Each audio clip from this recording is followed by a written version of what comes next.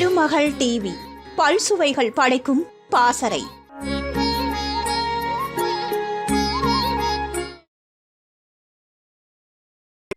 TN. பாலுவின் இயக்கத்தில் கமல்ஹாசன் கதாநாயகனாக நடித்த சட்டம் என் கையில் படத்தின் 100வது நாள் விழா சென்னை ராதாகிருஷ்ணன் சாலையில் அமைந்துள்ள உட்லண்ட்ஸ் ஹோட்டலில் நடைபெற்றது. அந்த காலகட்டத்தில் ஆட்சியாளராக இருந்த புரட்சித் தலைவர் எம்ஜிஆருக்கும் இயக்குனர் டி.என். பாலுவுக்கும் பல கருத்து வேறுபாடு இருந்தது.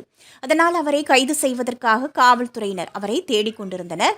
அப்படி ஒரு சூழ்நிலையில்தான் டி.என். பாலுவின் இயக்கத்தில் உருவான சட்டம் என் கையில் படத்தின் 100வது நாள் விழா கலைஞர் கருணாநிதியின் தலைமையில் நடைபெற்றது. அந்த விழாவில் டி.என். பாலுவை கைது செய்தால் நிச்சயமாக பிரச்சனையாகிவிடும் என்று காவல்துறையினர் நினைத்தனர். அதனால் விழா முடிந்த பிறகு அவரை கைது செய்யலாம் என காத்திருந்தனர்.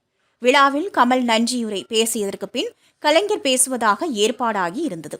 கமல் தனது நன்றியுரையை முடித்துவிட்டு மேடையை பார்த்தார். பக்கத்தில் டி.என். பாலுவை காணவில்லை.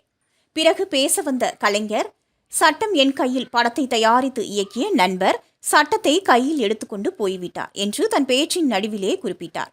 அவர் அப்படி பேசிய பின்புதான் அங்கிருந்த காவல்துறையினருக்கு டி.என். பாலு தப்பி ஓடிவிட்டார் என்பது தெரிந்தது. இப்படி எந்த மேடையிலும் தன்னுடைய கருத்துக்களை வித்தியாசமாக எடுத்து சொல்வதிலே கலைஞருக்கு நிகர் கலைஞர்தான். மேற்கண்ட தகவலை பிரபல பத்திரிகையாளர் சித்ரா லட்சுமணன் தெரிவித்துள்ளார். திருமகள் டிவியை லைக் செய்து உங்கள் நண்பர்களுக்கும் ஷேர் செய்வதுடன் சப்ஸ்கிரைப் செய்து ஆதரவு தாருங்கள்.